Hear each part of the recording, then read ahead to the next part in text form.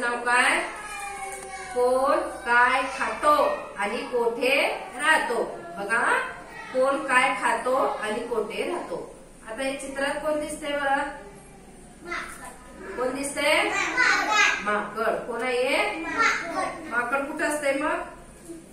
झाडावर. कुठं असतंय? माकड काय खायले? केळी खायले. मग माकड काय खाते? फळं खाते सगळी. केळी, आंबा, पेरू, चिकू. हा बघा, ते कोण आहे? माकड. माकड कुठं राहतंय? झाडावर.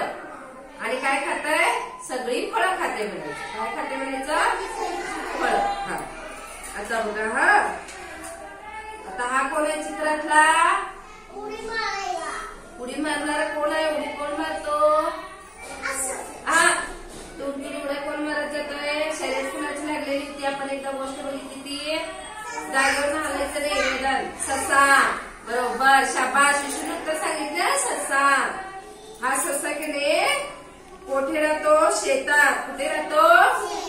शेतात. आतमध्ये बीड असतंय. बीड करतोय असं आतमध्ये. आणि त्या शेतामध्ये बीड तयार होते. त्या बिळात हा ससा राहतोय.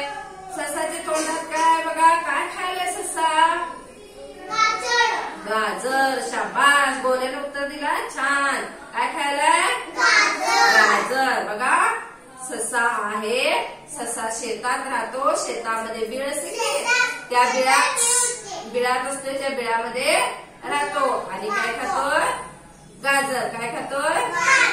आणि गवत शेतातलं.